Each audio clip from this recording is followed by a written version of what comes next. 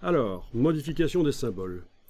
Donc, j'ai ici le symbole imbriqué qui est là, mais je peux supprimer ceci, je vais le supprimer, je le sélectionne, touche suppression, voilà. Et je vais rappeler sur l'écran le symbole ici, en supposant que je n'ai plus le texte quelque part. Et bien d'ailleurs c'est le cas, je n'ai pas gardé le texte dans la version précédente de mon document que j'ai enregistré lié, mais là apparemment, j'ai pas gardé le texte à part sur le côté comme j'avais prévu de le faire. Donc c'est pas grave puisque je peux déplacer le symbole sur le plan de travail, le voilà.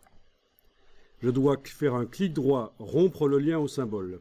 Ça redevient des vecteurs tout à fait modifiables comme avant. Et là je vais pouvoir aller changer notamment la couleur. Je vais mettre du blanc par exemple pour le mois ici.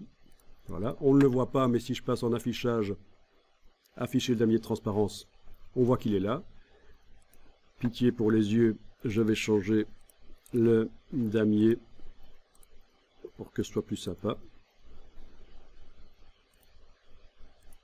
Voilà, il est là.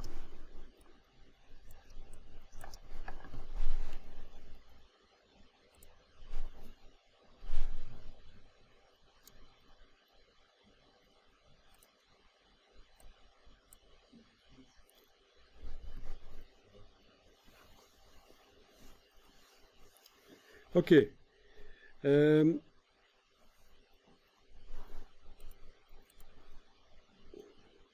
Je vais déplacer ces trois objets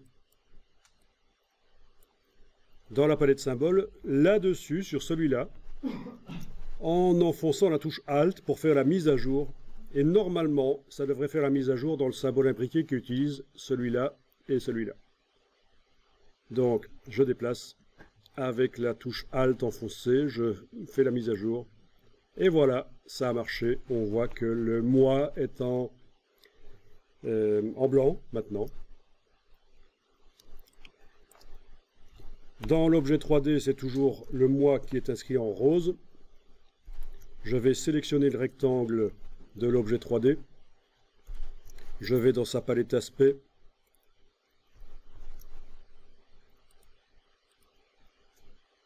J'ai juste enlevé l'œil en face de l'effet spécial et j'ai remis l'œil en une demi-seconde.